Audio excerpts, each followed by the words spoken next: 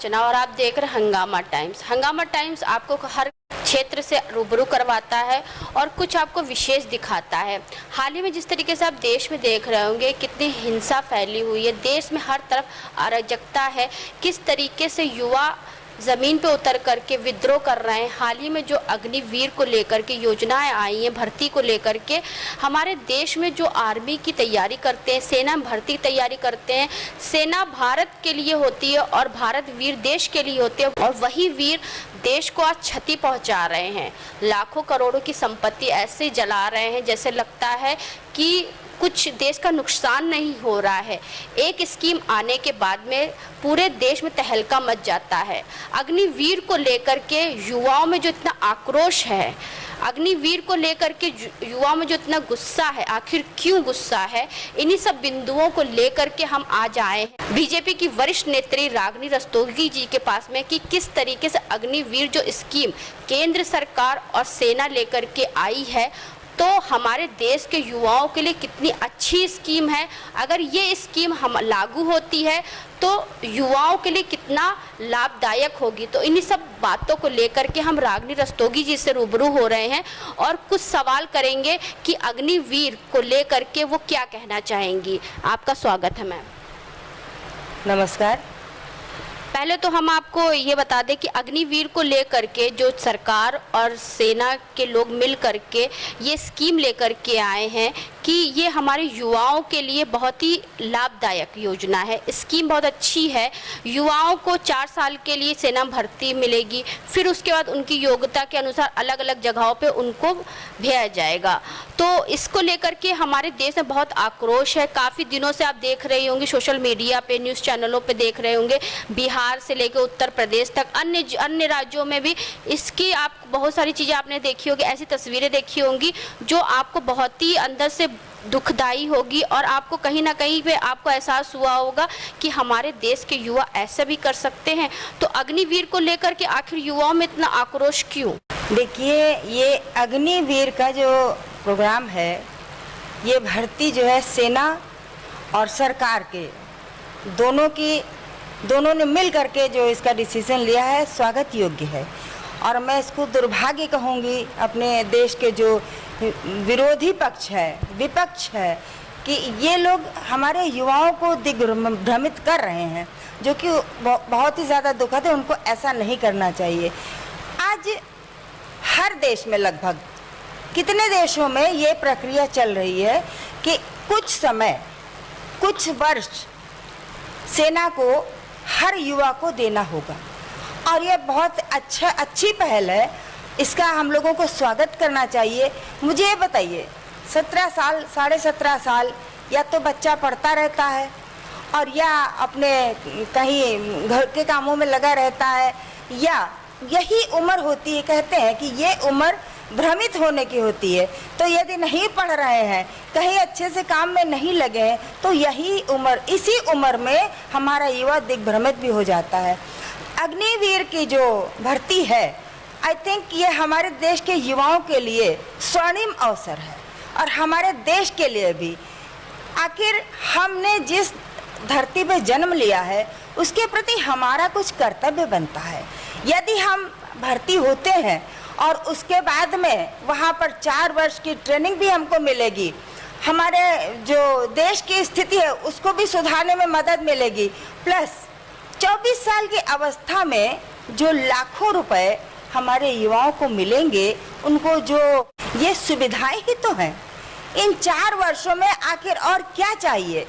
जितनी भर्ती सेना में होगी वो तो होगी, बाकी के लोगों को रोजगार का अवसर भी है, नौकरी का अवसर भी है, और उनको इतना धन भी मिलेगा कि वो उस धन को सदुपयोग करके कोई भी काम कर सकते हैं। आखिर इसमें बुराई कहाँ पर आती है? लेकिन हमारे क्या कहें, दुर्भाग्य की बात है कि विपक्ष के लोग, या जिसको कहेंगे जो अपनी नेतागिरी चमकाने वाले लोग हैं, ऐसे लोग हमारे युवाओं को दिग्भ्रमित कर रहे हैं। और लेकिन मैं फिर कहूँगी, पढ़े लिखे जो युवा हैं वो इसका स्वागत भी कर रहे हैं। जो हिंसा फैलाई जा रही है, ये तो इनका तो काम ही है हिंसा फैलाना।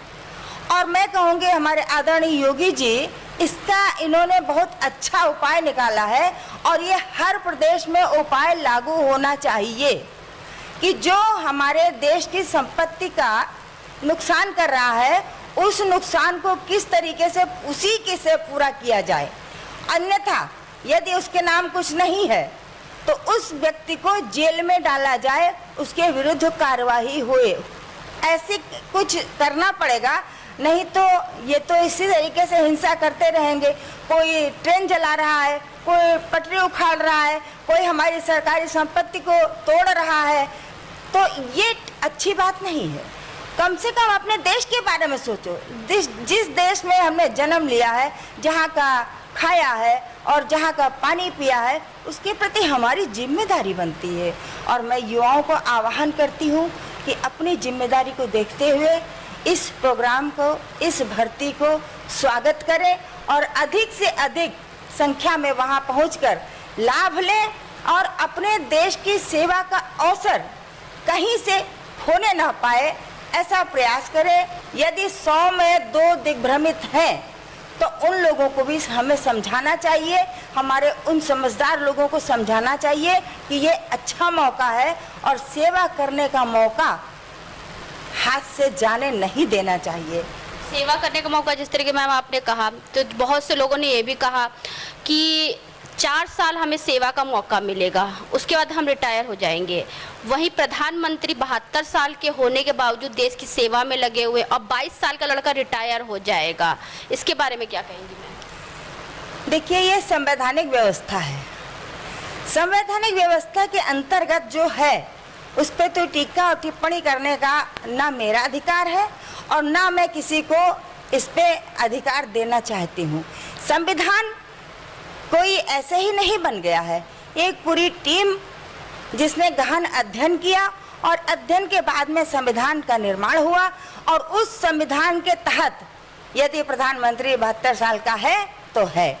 और रही रिटायरमेंट इसको नहीं कहेंगे, इसको तो शुरुआत कहेंगे कि हम अग्निवीर के तहत सेना में भर्ती ले रहे हैं।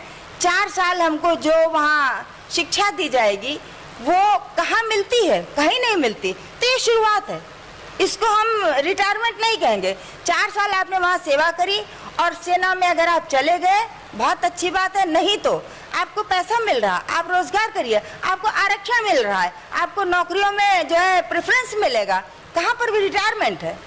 रिटायरमेंट नाम की चीज़ गलत है। जैसे बहुत से लोगों ने कहा कि हमें नई स्कीम नहीं चाहिए, हमें जो पुराना चीज़ चल रही थी हमें पुरानी ही चीज़ चाहिए, हमें अग्निवीर स्कीम से कोई फ़ायदा नहीं, हमें अग्निवीर नहीं चाहिए, नहीं चाहिए, नहीं चाहिए। तो इसके बारे में क्या है? फिर मैं कहूँगी, ये कुछ लोग ऐसे हैं जो हमारे युवाओं को दिग्भ्रमित कर रहे हैं। ऐसा कुछ नहीं है। आज का युवा बहुत सुसंस्कृत, शालीन, पढ़ा लिखा है और जिस तरीके से वो काम कर रहा है, कुछ लोग होते हैं जो खाली विरोध ही करते हैं। मैं एक सेंटेंस बोलती हूँ कि जो कुछ नहीं करता है, पहले कहते थे कि क्या करते हैं, हम कमाल करते हैं, लेकिन अब ये सेंटेंस बदल के हो गया, जो कुछ नहीं करता है वही विरोध करता है और वही आलोचना करता है। क्या हर पहलू में, हर सब्जेक्ट में 2 पहलू होते हैं। आप उसका जानबूझ के अगर अपोजिट देखना चाहते हैं, जो कि विपक्ष का कार्यक्रम है, तो वो गलत है। अच्छाई भी देखनी चाहिए कि इसमें क्या अच्छाई है। उस युवा की सोचिए जिसको देश की सेवा करने का मौका मिल रहा है, जिसको एक मुश्त रकम मिल रही है, जिसको सैन्य शिक्षा मिल रही है, जो केवल सैनिकों को मिलती है। अगर वो अपने देश में रह करके और समाज में रह करके उस शिक्षा का सदुपयोग करेगा तो समाज का भी भला होगा, देश का भी भला होगा। आखिर जो दूसरे देश ऐसा कर रहे हैं तो क्यों कर रहे हैं और सफल है। तो हमारे आदरणीय मोदी जी का एक कार्यक्रम है, वो घिसी पिटी लीक पे नहीं चलते हैं। मैं फिर कहूँगी, प्रधानमंत्री जी यानी सरकार हमारी और जो सेना है, दोनों ने मिल करके इस कार्यक्रम को बनाया है और इसको कुछ सोच करके बनाया है, देश हित में बनाया है, इसलिए स्वागत करने योग्य है। इसकी आलोचना जो लोग कर रहे हैं वो, उनको हम क्या कहें, मैं यही कहूँगी कि उनको दिग्भ्रमित है वो, और उनको केवल और केवल आलोचना करना ही आती है। मैम आपने भी देखा हो 90 के दशक में एक फिल्म आई थी अमिताभ बच्चन की अग्निपथ।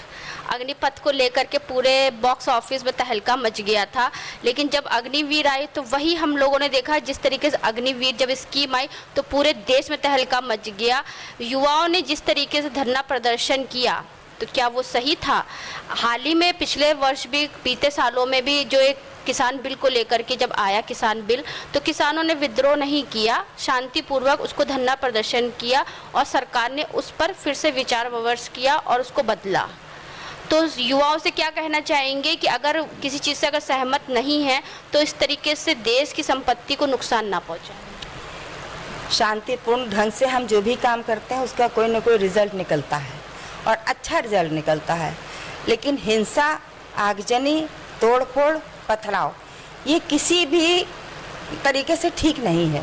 इसमें हम किसका नुकसान करते हैं? अपना ही तो नुकसान करते हैं। सपोज करिए हमने ट्रेन में आग लगा दी, जैसा कि अभी एक व्हाट्सएप पे एक दिख रहा है कि वो एक व्यक्ति ट्रेन में आग लगा रहा है। ये कहाँ से अच्छा है? हमने ट्रेन में पटरियां उखाड़ करके और उसके बाद में ट्रेन पलटवा दी। कितने लोगों की जान माल का खतरा है, कितने लोगों की जान चली जाती है, कितने घायल हो जाते हैं। ये क्या हम अच्छा कर रहे हैं? जो जवान देश की सुरक्षा के लिए आतंकवादियों से लड़ता है, देश के जनता की सुरक्षा के लिए आतंकवादियों से लड़ता है, तो क्या देश का जवान ऐसा कर सकता है? बिल्कुल नहीं, देश का जवान ऐसा नहीं कर सकता है। ये केवल भ्रमित लोग हैं, जिनको कुछ लोग मिल करके जो है दिग्भ्रमित कर रहे हैं। वही लोग ऐसा कर रहे हैं जो पढ़े लिखे, समझदार और देश हित में सोचने वाले लोग हैं। वो ऐसा करना तो दूर, ऐसा सोच भी नहीं सकते हैं। हाँ, मैं किसी ऐसे वर्ग के लिए नहीं कह सकती हूँ जो कि जानबूझ करके क्या हमको ऐसा घृणित कार्य करना ही है। अगर जानबूझ करके करता है तो ऐसे लोगों को नहीं कह सकती हूँ, क्योंकि एक वर्ग ऐसा है जो अपने अंडर में जिनके ब्रेन वॉश करके और उनको यही बताया गया है कि तुमको गलत रास्ते पर ही चलना है और उनके थ्रू ही शासन वो करना चाहता है। तो ऐसे व्यक्ति के बारे में मैं कुछ नहीं कर सकती, वरना कोई भी व्यक्ति जो पढ़ा लिखा अपने देश से प्रेम करता है, देश की संपत्ति से प्रेम करेगा, कहीं भी ऐसी अराजकता, पत्थरबाजी या असहिष्णुता ऐसा कुछ भी काम नहीं करेगा। तो हम चलते चलते एक सवाल हम आपसे और करेंगे। जिस तरीके से आपने बहुत अच्छा स्पष्टीकरण किया अग्निवीर स्कीम को लेकर के, अग्निवीर भर्ती को लेकर के आपने बहुत अच्छा स्पष्टीकरण किया, तो कुछ आपकी राजनीतिक जीवन के बारे में जानेंगे। जिस तरीके से हमें हाल ही पता चला आप बीजेपी की एक वरिष्ठ नेत्री हैं, तो बीजेपी में आपको कितने वर्ष हो गए मैम? मैम, मैं सन 1988 से बीजेपी में कार्य कर रही हूँ, 1988 से लगातार। और मैं ख़ास बात ये बताऊंगी, अभी तो यह है कि डायरेक्ट नगर में या प्रदेश में लोग आ जाते हैं। मैंने अपनी जो राजनीतिक कैरियर की शुरुआत करी है तो वार्ड से शुरू करी है। वार्ड, फिर मंडल, फिर नगर, फिर प्रदेश, सब जगह जाते हुए और अलग अलग पदों पे रहते हुए अपने राजनीतिक कैरियर में बीजेपी के पूरे तरीके से सेवा करी है। और बीजेपी के जो विचार हैं वही हमको इसके लिए प्रेरित करते हैं कि कोई और पार्टी बीजेपी के जैसी नहीं है। मैम आपको कितने वर्ष हुए मैम? 88 से जोड़ लीजिए, यानी कि लगभग आपको 30 साल ज़्यादा ही हो गए। ज़्यादा ही हो, 30 साल से ज़्यादा हो गए। लगातार मैं इस यात्रा में चल रही हूँ और सबसे आखिर में मैंने बीजेपी में उपाध्यक्ष पद लखनऊ महानगर भारतीय जनता पार्टी का उस पे रह करके अपने सेवा करी है। और आगे भी आने वाले समय में कोशिश रहेगी, बीजेपी मुझे जो भी कार्यक्रम देगी हम उसका पूरी तरीके से सच्चे हृदय से निर्वहन करेंगे और करते आए हैं। देश में जब हिंसा होती है, जैसे आपके अभी अग्निवीर को लेकर के, या कुछ दिन पहले आपने देखा था कानपुर में जुम्मे की नमाज के बाद पथराव होते हैं, तो ऐसे लोगों से क्या अपील करना चाहेंगी मैम? देखिए, जो जुम्मे की नमाज के बाद में पत्थरबाजी होती है ये गलत है। ऐसे लोगों को ये सोचना चाहिए कि हम जिस देश में रहते हैं उस देश का नुकसान क्यों करें, क्योंकि नुकसान करेंगे तो हम अपनी संपत्ति का ही तो नुकसान करेंगे। हम गंगा जमुनी तहजीब के अंदर रहते हैं और इसी गंगा जमुनी तहजीब को हमको पाल पोस कर रखना है और अभी तक ये नहीं होता था। अब आखिर ऐसा क्यों? हमारे देश का युवा कहाँ भटक रहा है, उसको भी सोचना चाहिए। अब देखिए, जब आज़ादी की लड़ाई लड़ी है तब भी हमने त्याग और बलिदान दिए हैं।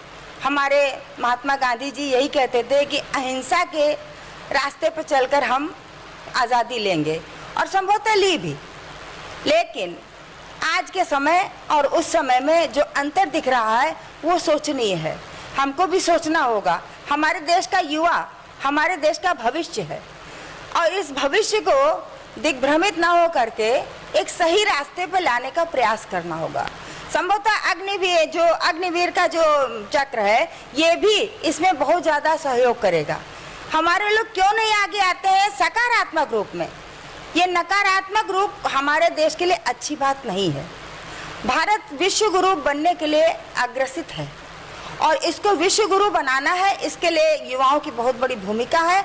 और ऐसे युवा जो हमारे नेता लोग पुराने रहे हैं, उनके रास्ते पे पद चिन्हों पे चल करके एक नए भारत का आविष्कार करें, एक नए भारत का रूप दें। ये गंदगी और ये जो भ्रमित हो रहे हैं, इन सब से दूर हट करके अपने देश को, अपने देश की पवित्रता, अपने देश का विकास, अपने देश का भविष्य, इसको बरकरार रखें। तो ये थी हमारे साथ बीजेपी की वरिष्ठ नेता रागिनी रस्तोगी जी। अग्निवीर को लेकर के आजकल देश में जो चल रहा है हिंसा, बहुत बड़ी हिंसा हो रही है, तो हम इसी को लेकर के हम आए थे आज रागिनी रस्तोगी जी के पास में कुछ बातों को लेकर कि आखिर अग्निवीर पर इतने हिंसा क्यों, इतनी अराजकता क्यों, हर तरफ हाहाकार क्यों? हमारे साथ में कोई समस्या है या हमें कोई फैसला सरकार के द्वारा आया है हमारे लिए, अगर हमें वो नहीं पसंद या हम समझते हैं कि अगर हमारे लिए वो सही नहीं है तो हम उसका कोई दूसरा उपाय भी निकाल सकते हैं। हम लोग वार्ता कर सकते हैं, हम लोग अपने ज्ञापन सौंप सकते हैं, हम लोग हर तरीके से प्रयास कर सकते हैं, लेकिन देश में हिंसा फैलाना कोई देश हित के लिए नहीं है। और जो भी जवान ये कर रहे हैं वो आर्मी के जवान या देश के जवान कैसे कर सकते हैं? तो इन्हीं सब बातों को लेकर आज हम लोग आए थे रागिनी रस्तोगी जी के पास में उनसे बात करने के लिए कि आखिर इस देश में ऐसा हाहाकार क्यों। और उन्होंने ऐसा बताया कि बीजेपी से वो कम से कम 30-35 साल से वो बीजेपी के क्षेत्र में लगी हुई हैं। तो हम लोग अगली बार उनसे मिलेंगे, उनके राजनीतिक सफ़र के बारे में जानेंगे कि उनका राजनीतिक सफ़र कैसे शुरू हुआ, कैसे वो बीजेपी में आई, और बीजेपी में रहने के बावजूद भी उन्होंने ऐसे क्या क्या कार्य किए जिससे आज वो एक अच्छे मुकाम पर हैं। तो इन्हीं सब बातों के साथ मैं अर्चना आपसे इजाज़त लेना चाहूँगी। धन्यवाद, बने रहिएगा हंगामा टाइम्स के साथ में, और हम लोग अगले एपिसोड में मिलेंगे रागिनी रस्तोगी जी के साथ में, उनके राजनीतिक सफ़र के बारे में जानेंगे कि राजनीतिक सफ़र में क्या क्या उन्होंने उतार चढ़ाव देखे।